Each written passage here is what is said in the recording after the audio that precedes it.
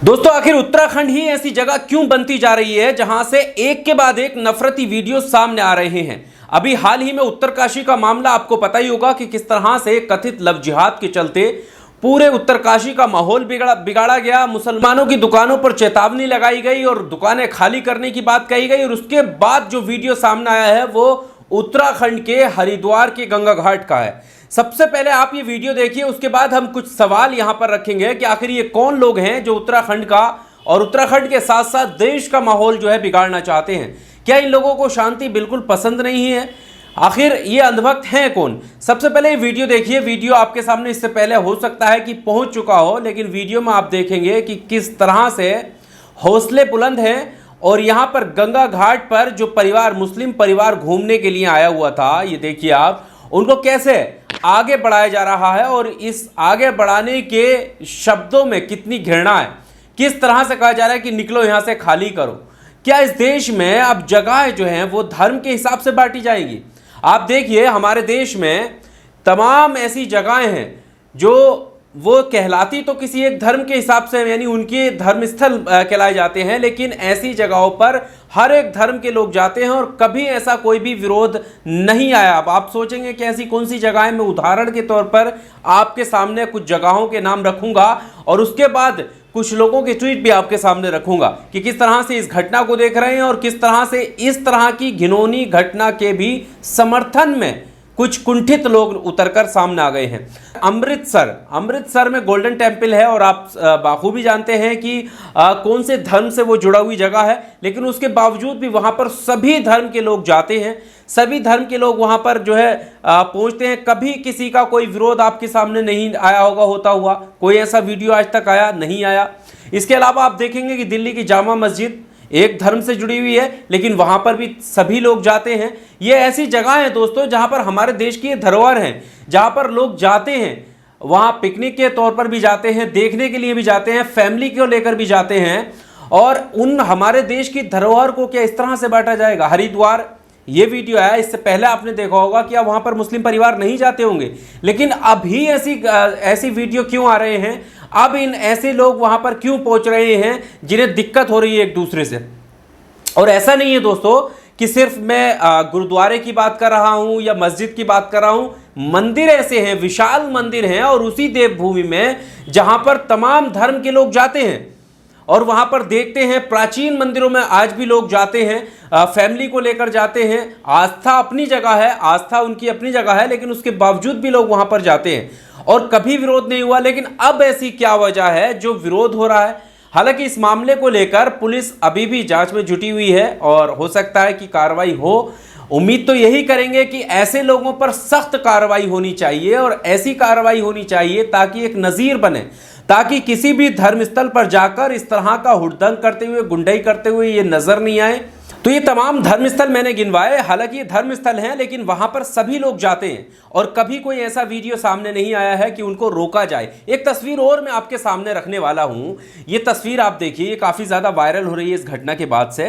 तस्वीर दिल्ली की है और इसमें देखिए, ट्वीट में आपके सामने रखता हूं।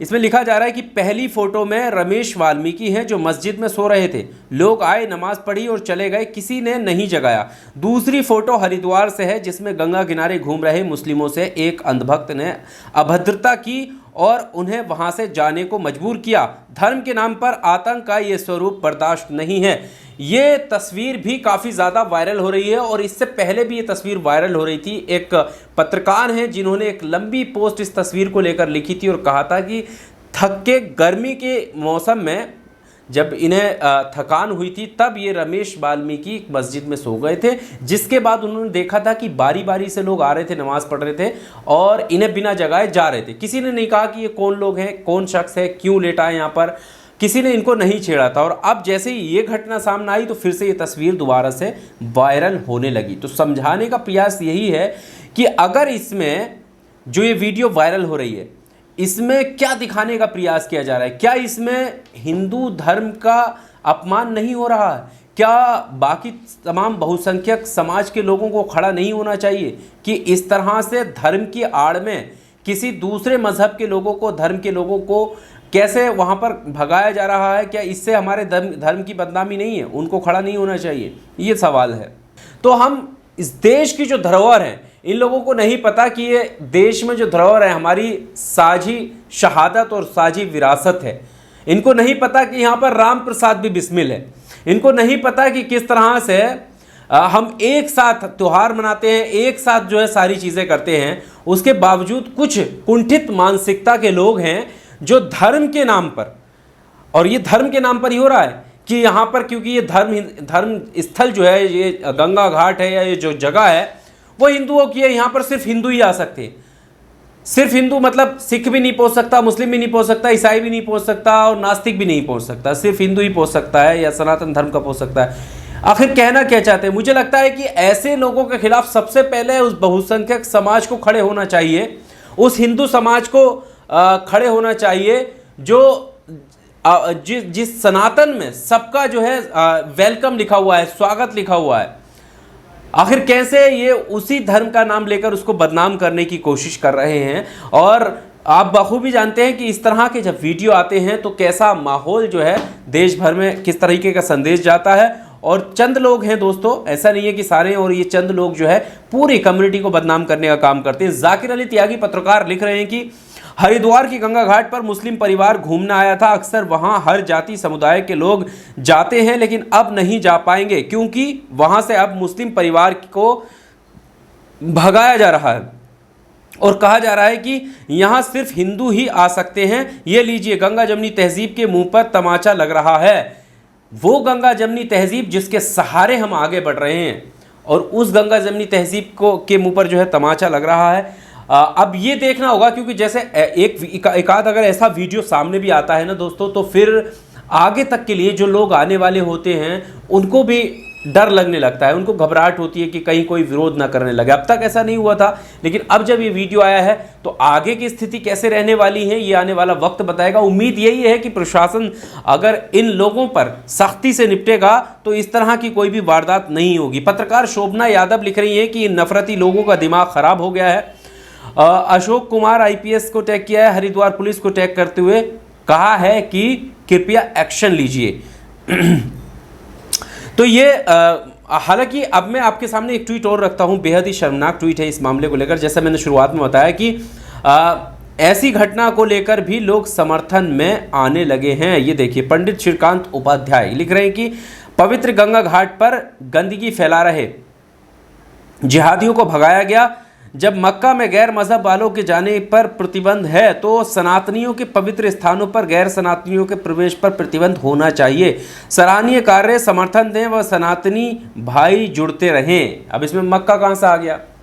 ये हमारे देश की धरोहर है, हमारे देश की जगहें हैं, और हमारे देश की जगह किसी भी हिंदू, मुस्लिम, सिख, ईसाई के नाम से बटी हुई नहीं है।